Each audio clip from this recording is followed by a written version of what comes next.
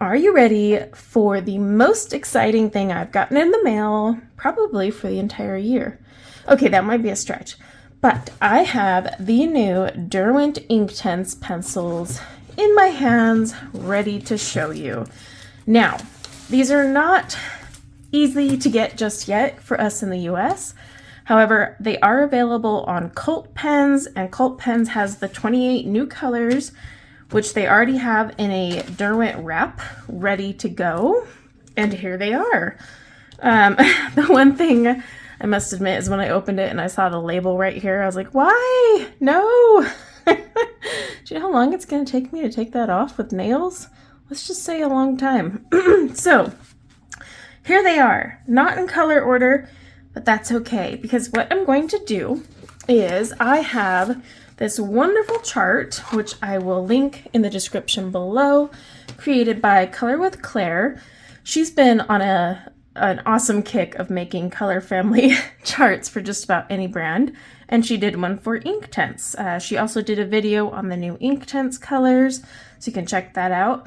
But what I'm going to do is just swatch the new ones from this set here into the color family chart, and then I'm going to pull out my chart with the 72 colors and kind of compare and show you what I'm seeing. The reason I don't want to fill out this entire chart immediately is because then everything will kind of get lost in the mix. I want to show the new colors first, compared to the old, and then I think near the end of the video I will do like a sped up version and put them all together.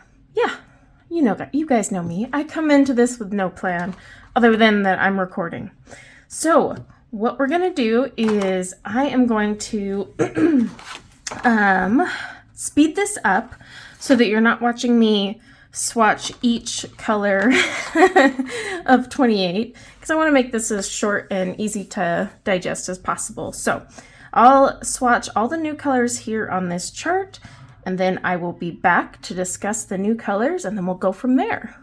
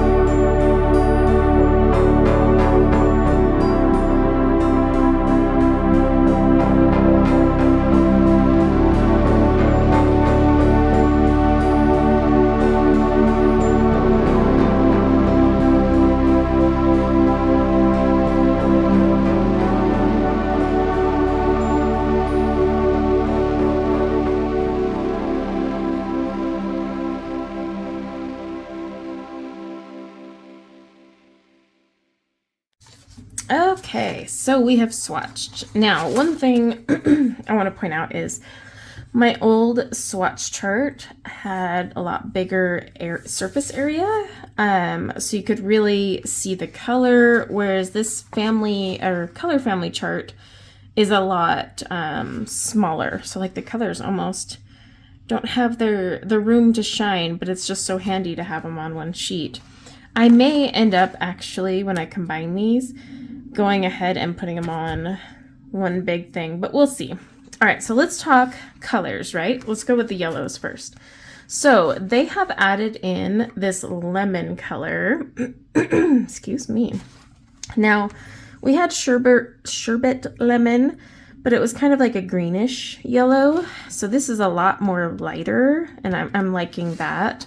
They added this golden sun, which is a really good in between of your cadmium yellow and Sicilian yellow. Now, these oranges here, kind of interesting because you have mango, an orange sherbet, orange sorbet. Can't speak today. I feel like, honestly, Derwent Inktense already had their oranges pretty nailed down. Mango is okay, but it's awfully close to golden yellow. So I'd be very interested once I swatch that next to it. And then the orange sorbet, again, it's just a little bit darker than the cadmium orange, but I don't know if I really see a need for it. Just my opinion.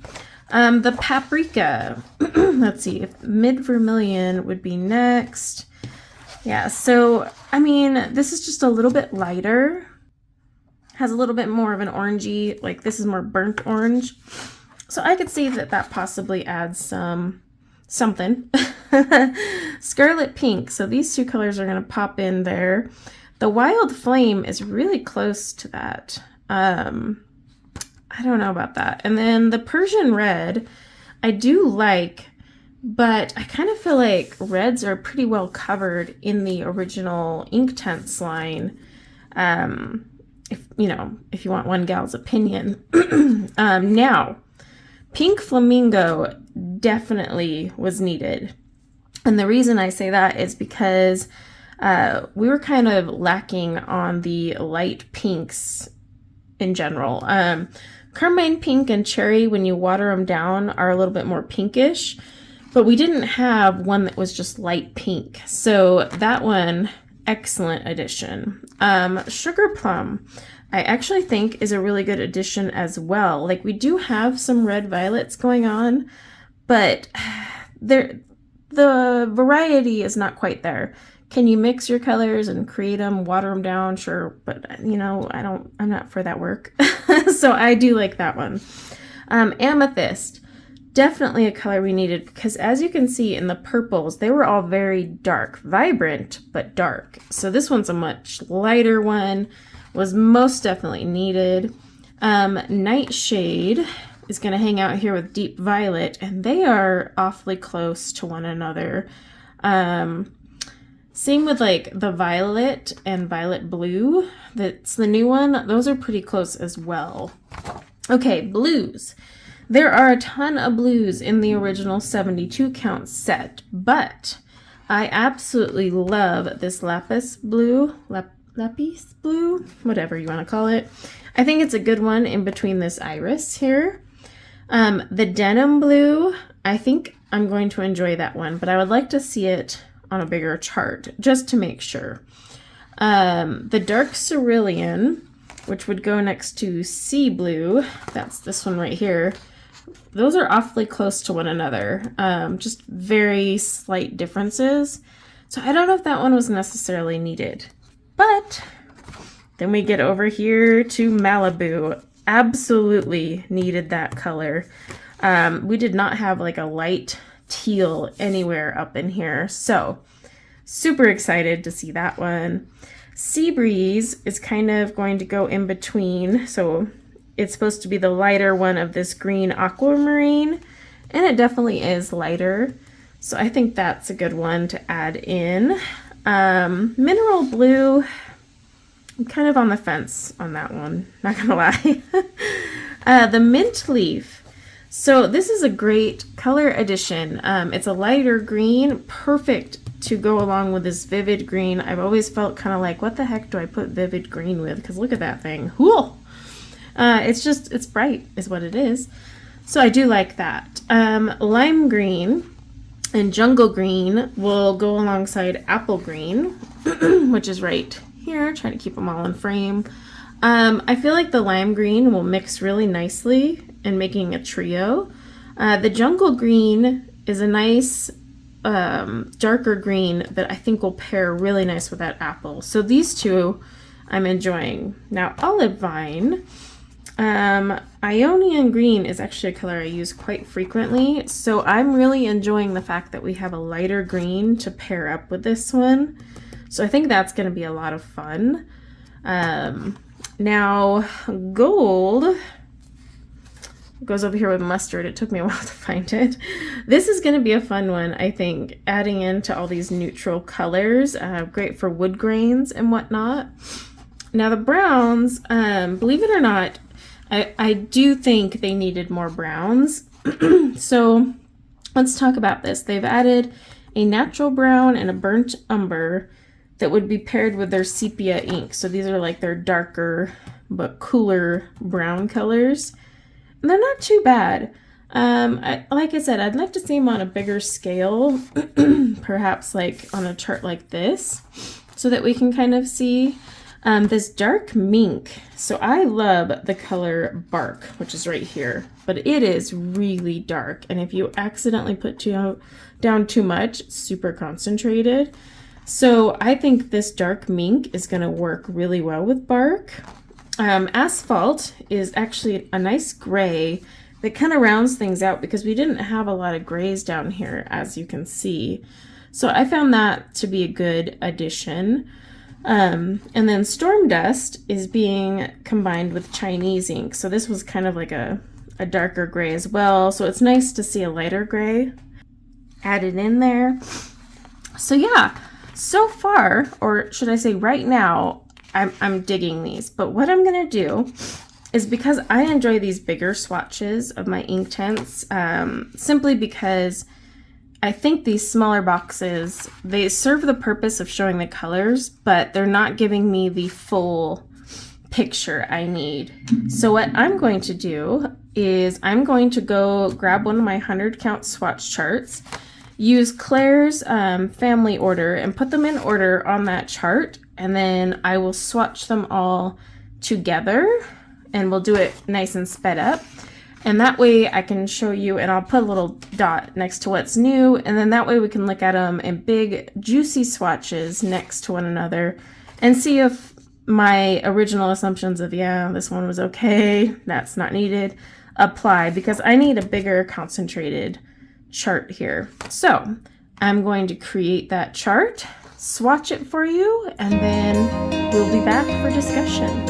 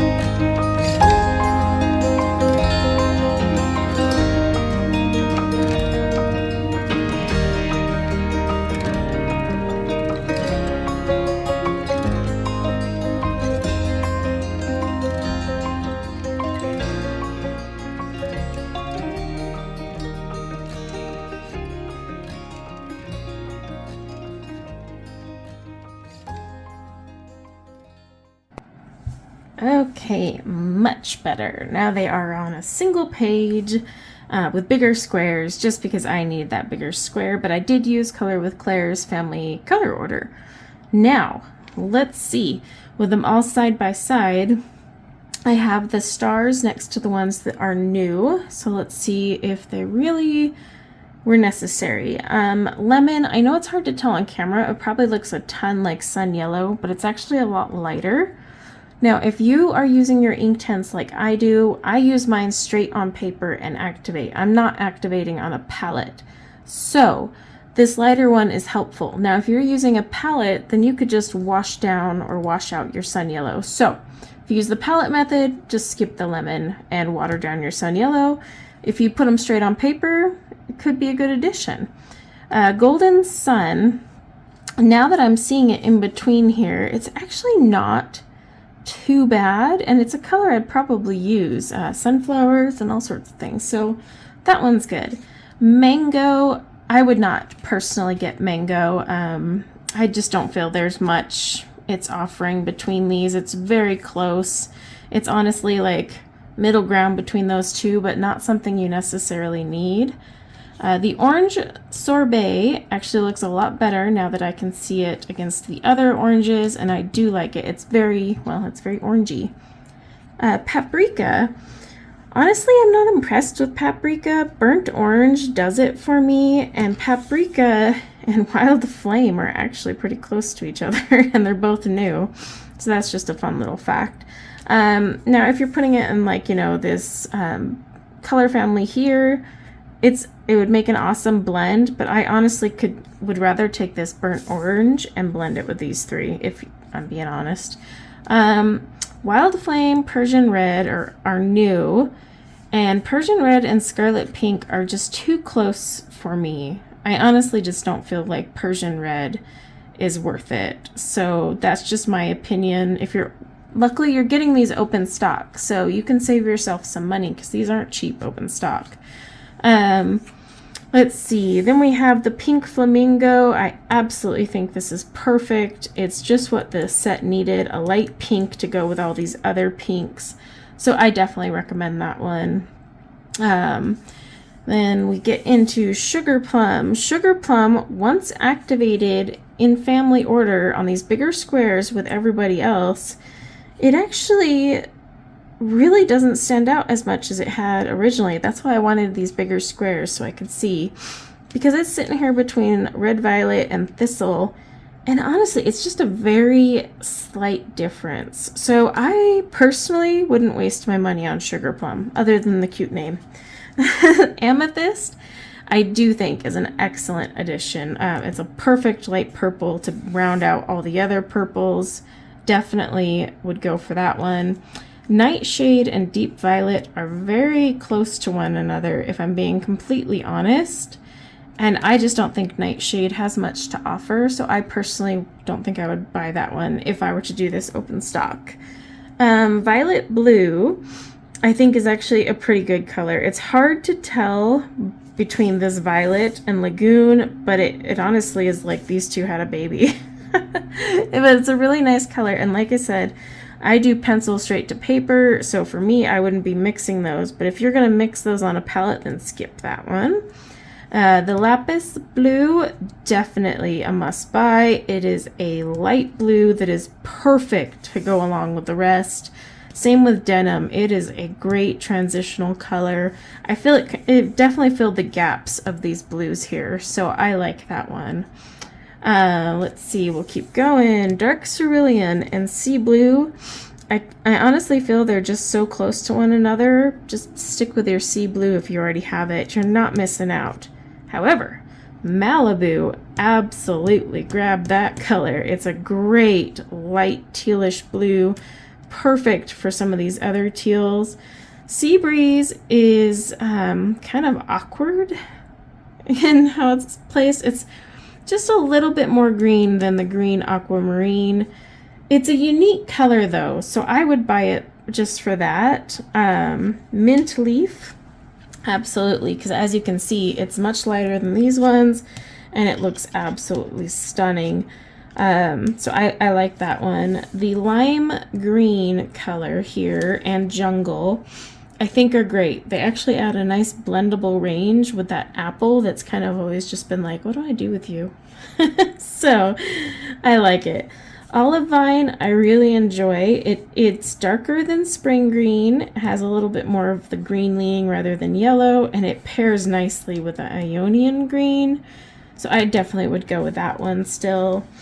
The gold is actually one I would recommend as well. It helps kind of round out this otherwise funky looking blend here. That said, tan and amber have always been pretty close to one another.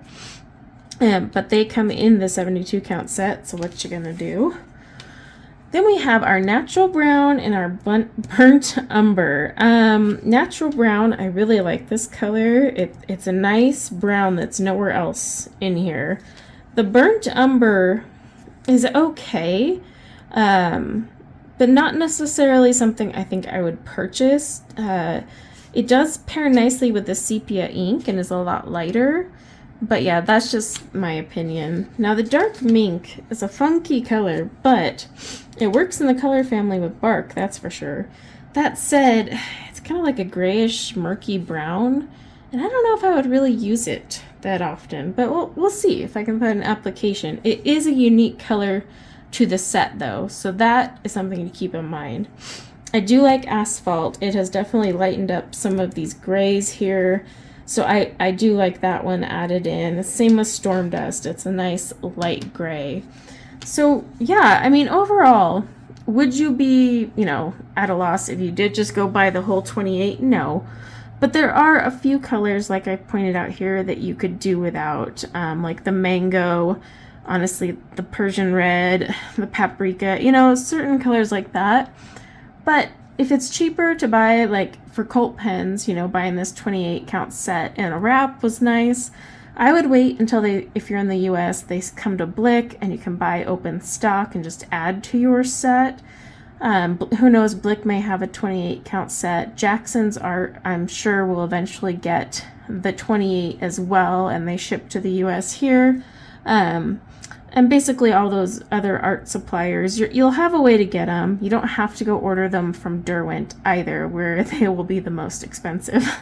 So wait till your cheaper friendly art stores come around. But overall, I mean, yeah, we do have a lot of similarities, but the colors to me that stand out the most as great additions are the Amethyst, Malibu, Lapis Blue, Denim, Gold, Olive Vine, Lime Green, Jungle, Mint Leaf, and the Lemon. Yeah, those ones like really pop as where I'm like, oh yeah, definitely gotta buy. The others are just iffy, and then of course I've already told you the ones that I feel are so close, there's like legit no point. So I hope you found this helpful. Let me know if you've already grabbed the 28 from Colt Pens. I will leave a link in the description below to them. I just don't know if it's going to be very helpful for you. I have a whole pile of Inktense pencils now. Ta-da! I have to go put these in a case now because I had them in my 72 count tin, but that's not going to do me any good now, is it? So yeah, I'd love to know if you've already grabbed them, if you're waiting for them to come to the US, what your plans are, what you think of the colors, and I think I will do a live stream this Sunday using these. So let me know what you think of that. And then yeah, until next time everyone, take care. Bye now.